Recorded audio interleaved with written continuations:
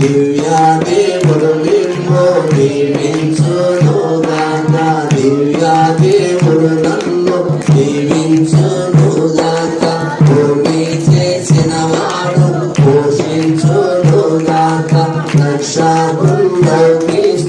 రక్షించునుగాక, పరమ వైద్యుడు స్వస్థ పరచుచుండుగాక, మనులన్నిటిని సమల పరచు